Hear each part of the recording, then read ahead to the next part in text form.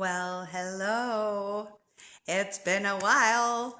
Um, and I couldn't get on. I'm going to share with you.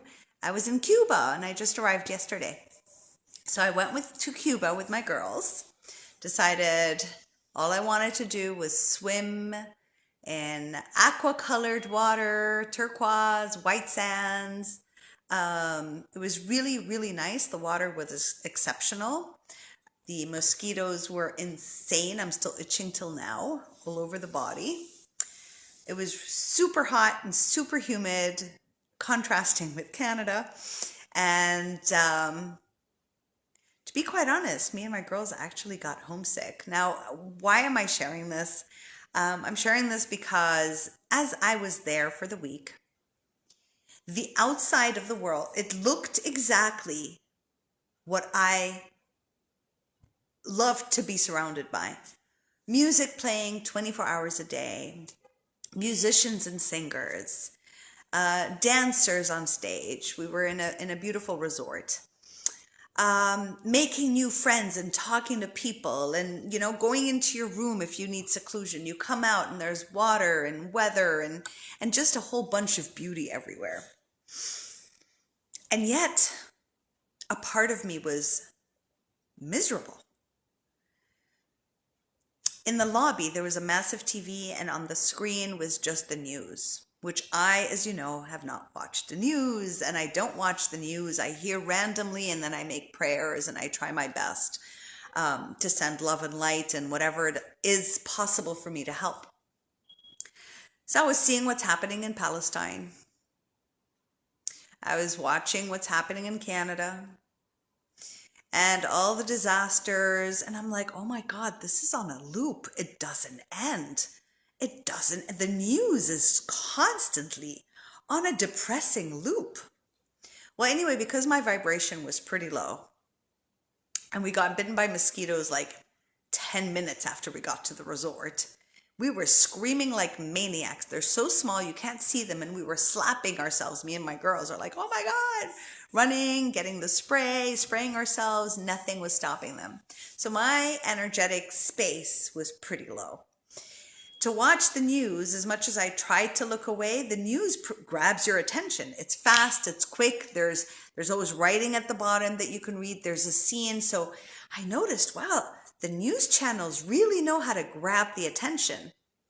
And it's grabbing our lower vibration. It's grabbing the attention of our egoic self. That, like misery loves company kind of self, that version. To say that, the reason I'm sharing that is I'm trying to make change according to the environment we're at and according to where we're at. So while we were there, I also recognized and realized that the Cubans are having a terrible time. They have a very hard time finding medicine, even for their children. I heard that there would be lineups if their kids are super sick to get like 2 Tylenols for the week. They couldn't afford half the food we were presented with in the resort, and honestly the food was really bad, and sometimes there was a lot of lack of any kind of food. So I got noodles from Canada and fed my kids in the room. But as I was there, the Cubans are very smiley. Music and dancing and laughing, and they do not ask you for money. When they ask you for money, it's to exchange the coins, in the Canadian coins, into a paper, like a $20 bill or a $10 bill or a $5 bill, because the banks will not exchange coins for them, so the money becomes nothing. But they don't ask for money. They don't ask for anything. They serve you with a smile on their face, with all the music playing. They'll dance along and they'll laugh. To only discover that they make around $24 a month, which can't afford them basically anything there. It's not relative. And so they survive on tips. And they make it a point to put like a tip jar or anything, but they won't ask for it. They'll just keep it there. My heart broke. I was so grateful that I followed my intuition. My intuition said, take cash. Take cash. take cash bills. And I followed that intuition and I had that. I also followed my intuition that I need to get some noodles and biscuits and stuff for my kids and towels, clean towels. I just followed my intuition. Although I was like, it's a really good resort and I've read amazing reviews. So this is how you have to hear that inner voice inside. Whether it makes logical sense or not, just do it. You don't know. So I'm so glad I got all these things with me. But at the same time, this is just bear with me with the story because I do have a point. And so as I was there and I was getting to hear from other people who are visiting or who've been to Cuba several times, I'm hearing from these other travelers like me, the stories. These are other Canadians and Russians and many different nationalities. I got to know so many people there because I love people. So I was interacting with fabulous souls there.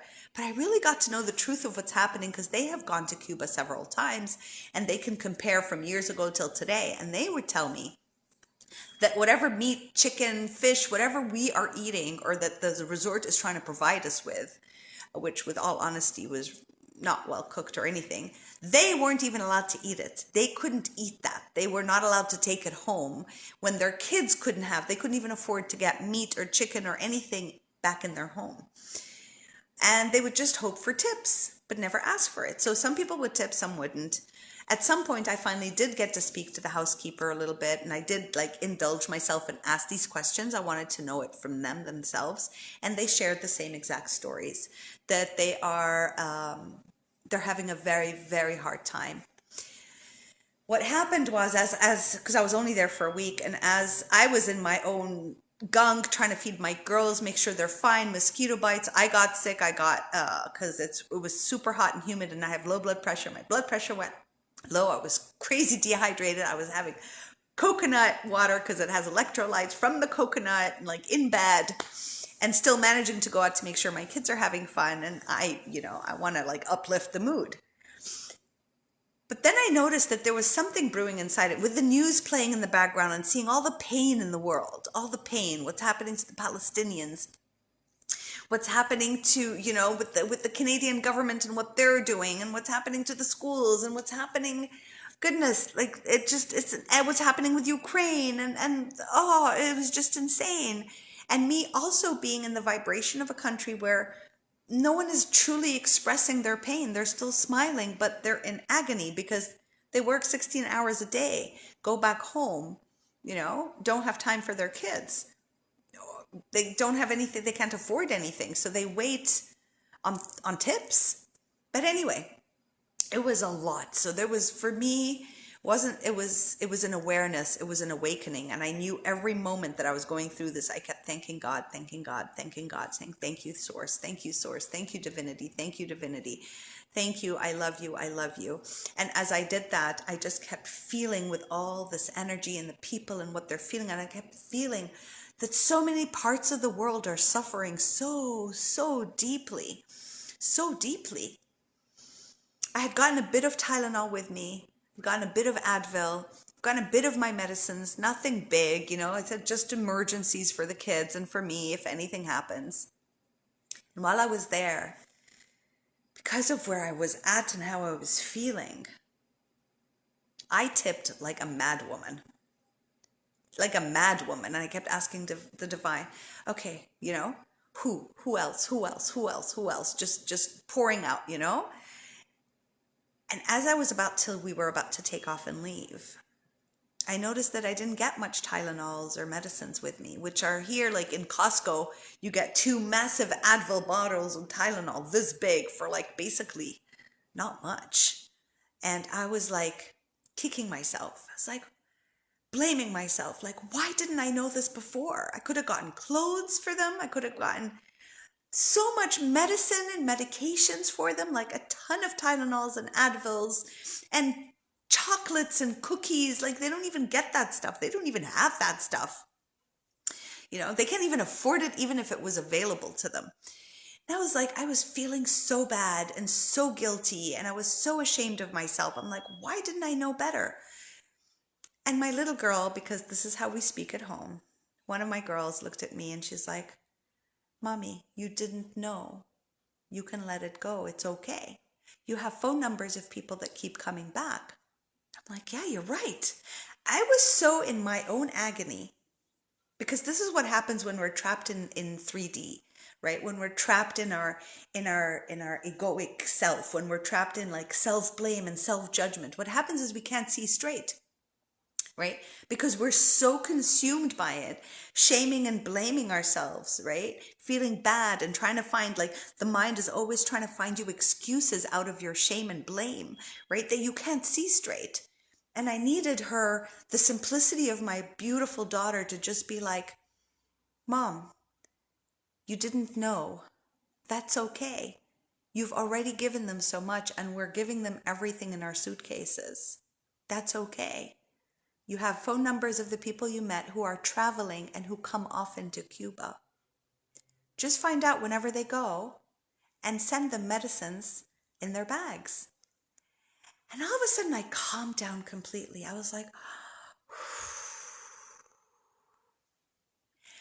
the interesting part is I noticed that I blamed myself. I shamed myself. I was mean to me. Okay? I was mean to the one person that I must show utter kindness to, which is myself. It's the same thing goes with you. And it's being consciously aware, because we are constantly talking so badly to ourselves, putting ourselves down, making it our fault for not being better, for not being worthy, for not helping more, for not giving more, for not being aware. Like, how was I ever aware that it was really that bad in Cuba? I thank God I got extra clothes, some kind of medication that I gave them. They were so happy. Like, I had hummus with me, because this is what, and pita breads that I was feeding my kids, and there was a whole pita bread left, and quarter of a hummus. And I looked at the lady, I'm like, really, there's nothing left? She's like, I'll take it. She doesn't even know what it is. She's like, I'll take it. My kids will be happy.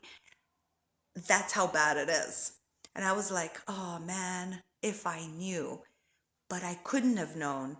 And there was no way I should have known. If I would have known, I would have done differently. And maybe it's an awareness. And it's a kind of thing where you can forgive yourself. I needed to forgive myself, first of all, for being mean to me. And I had to thank myself for actually feeling kindness inside, needing to be of support. Like, I needed to shift my perspective towards myself. This just happened on the last day that I was feeling that way, because throughout the thing, I was in prayer. I was constantly asking the divine help and service and help and service. And how can I be of service? How can I be of service on this land that I'm on? And I found myself constantly in prayer mode.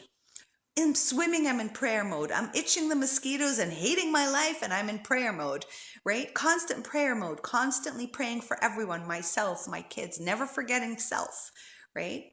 But it was the last day that I noticed and was aware how badly I was speaking to me. And how could I actually show so much kindness to others and not show it to myself? Because if I was a real best friend to me, I would have said, Rain, sweetheart, you've done so good so far. You've done your best. And it's okay. And it's all going to work out, right? You did your best. I would have been that kind to me like I am with other people. And so I had to shift the dialogue. This is what we are awakening to. We are awakening to ourselves. Our spiritual awakening starts with me, starts with you individually. It's being consciously aware. How am I speaking to myself? Because myself is as important as everybody else. Can I say kind things to me? Can I bless me? Can I say thanks, Rain, for offering the Cubans your prayers, the tips, whatever you had in your bag? It was meant to be this way. It was designed this way. Instead of shaming myself, being like, you should have known better. Why didn't you research? Why didn't you buy all these medicines? All these people are suffering and you're living in lavish. That's so much shame and blame. That is so much shame and blame, right? But now I know better. And so I can forgive myself, okay? Because I didn't know. I can forgive myself. I can let that go. I can show kindness to me. Once I can show kindness to me, which then immediately I started to do, I was able to actually come up, I was being inspired on different things I can do to help others more, right? But not out of shame and blame of myself and putting myself down. Then what am I doing? Right? If I shame and blame me, I'm shaming and blaming everyone else. Because I know it sounds weird, but we are all one, right? If I can't be kind to me, how can I expect ever to be kind to anybody else? Because I'm only going to be kind to them so I can feel better about my own shame, right? So what I wanted to do was, give them all the stuff. It wasn't from a pure place. It was from a fear-based place, a place in me that I was so ashamed of myself that I'm like, I have so much more than them. I should have given more. I was shaming me, right? And I'm trying to give them so that I can feel better about myself. I am being as honest and as clear and as possible. Why? Because we all have that within us. And I'm not ashamed to share that at the end of the day, when it's fear-based, when I want to make sure they're all feeling better, yes, my heart is broken in two for anyone suffering. I can't handle it.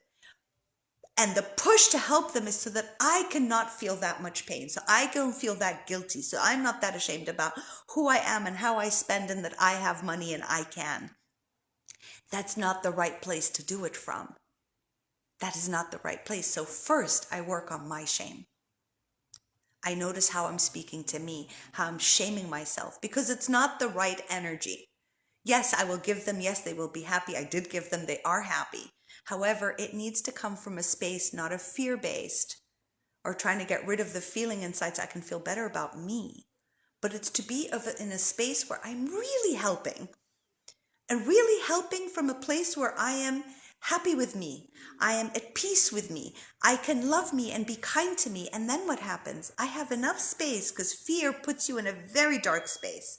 So you're only using your own program over and over again. You're not being inspired by source. You're not being inspired to something new, how to do something new, how to offer love in a different way. And so I noticed that I had to come into a space of peace with myself. I had to hug myself.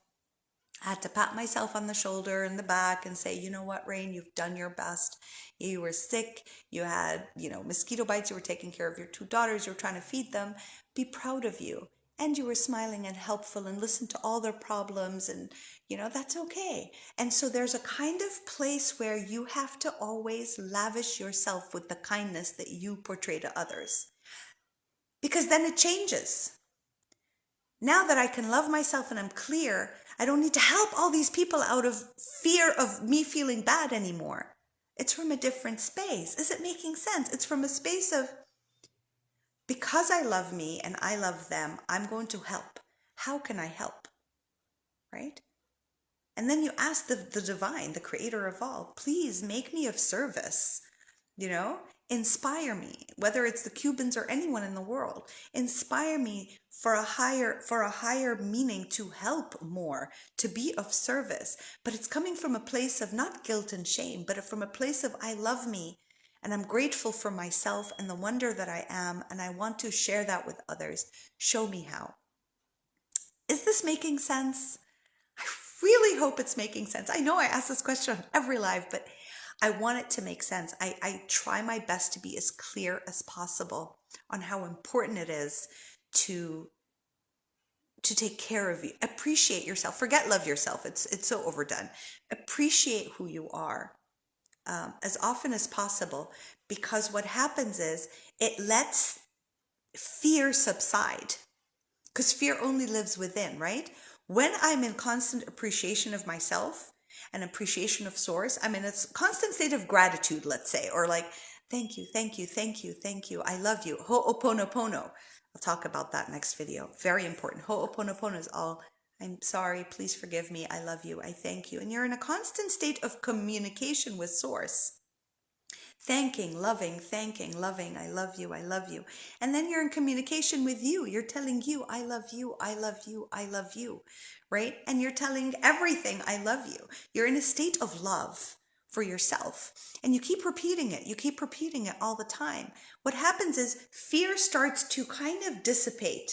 Your decisions aren't fear-based anymore. They're more love-based. Love-based are more inspirational. They're not motivational. Motivation is fear, right? Motivation is very fear-based. Oh my God, I'm going to be a bad person. Nobody's going to love me. I'm going to suck. I'm going to be poor. That's motivation, right? It's very fear-driven. Inspiration is when you know the creator of all is taking care of you. You know that you have no control over anything, and the divine is taking care of it. You start to find peace within you about you for you. And you can only find peace for others that way. You become more forgiving of yourself and others. So a shout out to anybody at any point traveling to Cuba. Please, if you're in Canada, in Montreal, close, let me know, because I would like to get some, if you don't mind putting in your bags, like some medicines and maybe some chocolates and candy for the kid. They don't have candy. They've never tasted candy. They don't have candy, like anything. If anyone is going to Cuba, or any place that you've heard that is in pain, get some extra things. If you want to. I mean, this is what the inspiration I've been receiving is that, like what my daughter actually gave me that inspiration. Like, just call the people who go to Cuba, and if anyone's in Montreal, then this will be my way of being of service, A few boxes of Tylenol for the kids, a few boxes of Advil, whatever. Simple. But it's not from a place of fear and badgering myself. So as much as I'm doing this work for me, I like to really share truths with you. And my truth is always finding ways to be kinder to self and surrendering to source and getting closer and closer to the truth of who I am. And in hopes in me sharing these things, that it helps you also find your way back home to you and the truth, and outside of the fear-based thing that we've been programmed to believe in, to constantly believe in the fear-based world that is like the news in Cuba, all day, all night. The rapes, the murders, the wars, the pains, all day, all night. Just fear-based all the time. So it's very hard for us to visualize, to allow source to inspire us to do something different outside of the fear, outside of fighting against this, right? We need to clear ourselves so that we can actually start to emanate more light than fear within us. And that's the true journey. And as I mentioned before, I am working on my Awaken to Your True Self workshop. How I'm going to do it, and this was through inspiration, is 4-week modules. And you sign up for the first 4 weeks. If you want to continue, you can sign up for the next 4 weeks and the next 4 weeks. It's 3 modules in 4 weeks. And it's Awakening to Your True Self. It's powerful, extremely powerful. It's going to shift your world around and make you more aware of who you are and start to really walk the path that your soul has chosen.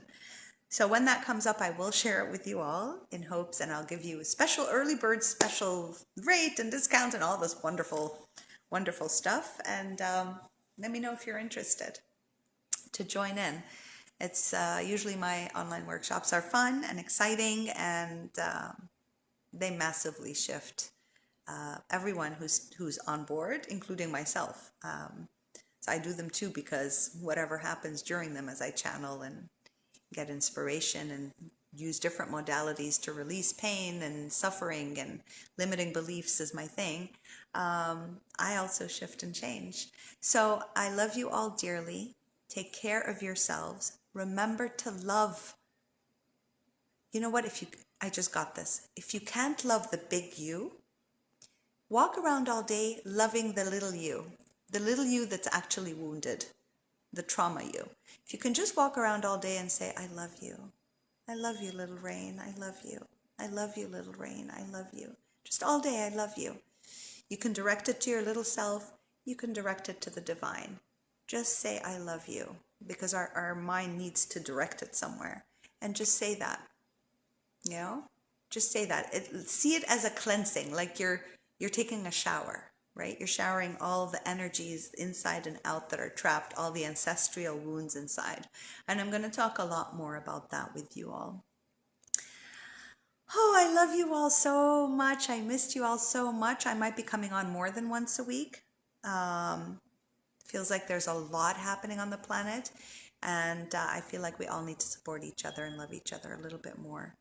Take care of yourselves. I give you, give me a thumbs up if you liked it, a heart if you loved it, and a hug just because I love hugs. And leave me your comments, your feedback, your insights. What have you gone through personally that you also were blaming, shaming, and guilting yourself over, and you were aware of it?